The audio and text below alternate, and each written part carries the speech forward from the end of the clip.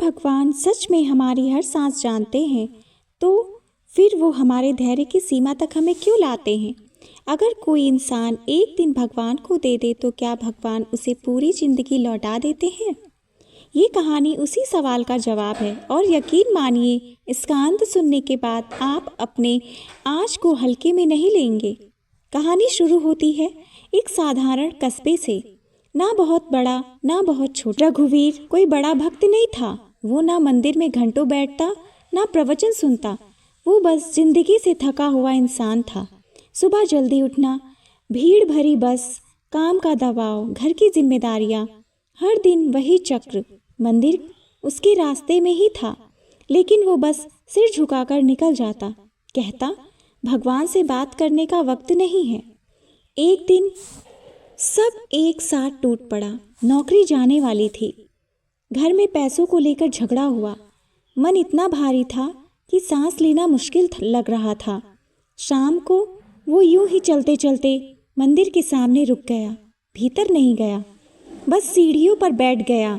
ना आरती ना मंत्र, बस धीमी आवाज में बोला, अगर आप कहीं हैं तो आज कुछ बदल दीजिए, क्योंकि मैं और अब नहीं झेल सकता।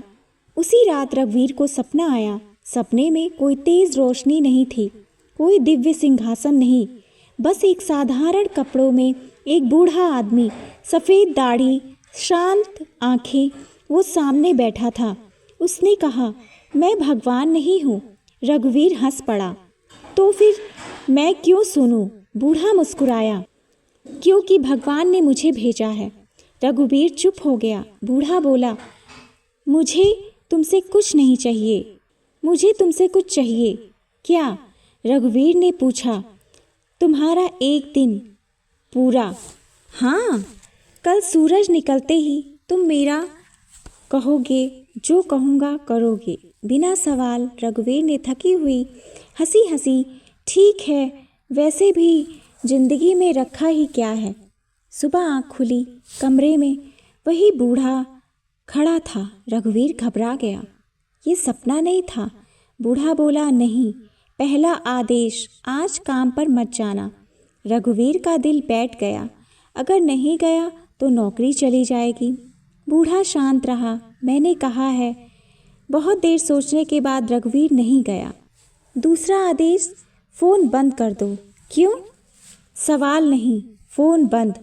तीसरा आदेश, आज जो भी मदद मांगे ना मत कहना। दिन शुरू हुआ। कुछ ही देर में एक भूखा बच्चा मिला। रघुवीर ने अपना टिफ़िन दे दिया। थोड़ी दूर एक बूढ़ी औरत रो रही थी। कोई सुनने वाला नहीं था। रघुवीर उसके पास बैठ गया, बस सुना। एक आदमी आया, पैसे मांगे। रघुवीर के पास बहुत कम बचे थे, फिर भी दे दिए। दोपहर होते होते उसके पास कुछ नहीं बचा, ना पैसा, ना खाना, ना ताकत। उसने गुस्से में बूढ़े से कहा, ये कैसा दिन है, आप मुझे तोड़ रहे हैं। बूढ़ा बोला, नहीं, मैं तुम्हें खाली कर रहा हूँ। शाम तक रघुवीर पूरी तरह टूट चुका था। तभी बूढ़ा बोला, आखिरी काम, और क्या बचा है? रघुवीर चिल्लाया। बूढ़ा बोला, आज की रात अपने आप से माफ़ी मांगनी है। रघुवीर चुप हो गया। रात को वो अकेला बैठा और पहली बार उसने खुद से बात की। मैं हमेशा दूसरों की उम्मीदों में खुद को भूल गया। मैंने खुद को कभी समय नहीं दिया। उसकी आंखों में आंसू बहने लगे। उसी पल बूढ़ा गायब हो गया और कमरे में एक आवाज़ गूंजी, जब तुमने एक दिन मुझे दिया, मैंने तुम्हें पूरी जिंदगी लौटा दी।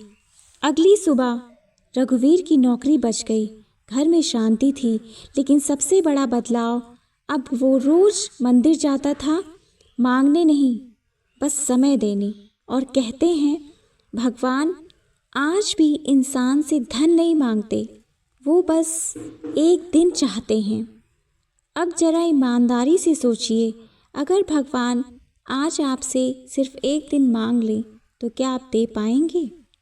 कमेंट में सच लिखिए, क्योंकि जवाब आपकी अगली कहानी तय करेगा। दोस्तों, अगर यह कथा आपको पसंद आई हो तो प्लीज़ चैनल को सब्सक्राइब और वीडियो को लाइक शेयर ज़रूर करिएगा और कमेंट में जय जगन्नाथ ज़रूर लिखिएगा। मिलते हैं एक नई कथा के साथ। जय जगन्नाथ, जय जगन्नाथ।